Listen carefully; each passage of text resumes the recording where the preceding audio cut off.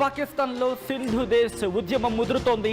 Sindhu province ను ప్రత్యేక దేశంగా ప్రకటించాలని చేయాలని కోరుతూ కరాచీ వీధుల్లో వేలాది మంది భారీ ఆందోళనకు దిగారు.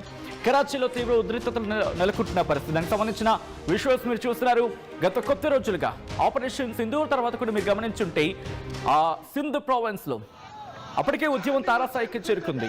వీళ్ళకి మాత్రం ఒక విధంగా చెప్పాలంటే బెలూచిస్తానీ వీళ్ళకి ఇన్స్పిరేషన్ అనుకుంటా.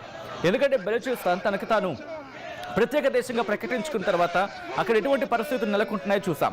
ఇప్పుడు సింధు కూడా వాళ్ళ ఇన్స్పిరేషన్తో ముందుకు వెళ్తోందా? ప్రస్తుతం దానికి సంబంధించి చర్చ జోరందుకుంటున్న క్రమం. కరాచీ వీధుల్లో వేలాది మంది భారీ ఆందోళనకు పిలుపునిచ్చారు.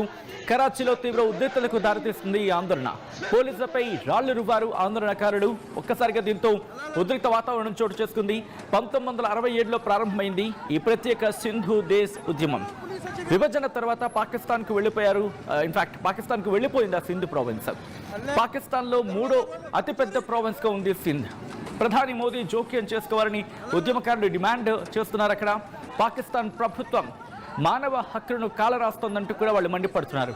వాళ్ళు అంటోంది ఏంటంటే కనుక తమ దగ్గర ఉన్న నీటిని కావచ్చు, తమ దగ్గర ఉన్న వనరుని కావచ్చు, అలాగే తమ దగ్గర ఉన్న ఆ ప్రాంతాన్ని మీరు చూడొచ్చు. మదర్ ల్యాండ్ సింధు దేశ్ అని వాళ్ళు ప్లకార్డులు పట్టుకొని చిన్న పెద్ద అంతా కలిసి ఒక సింధు దేశ్కి సంబంధించి వాళ్ళకి ప్రత్యేకమైన ఎజెండాతో వాళ్ళు రోడ్ల మీదకి వచ్చి ఆందోళనకు పిలుపునిస్తున్న పరిస్థితి.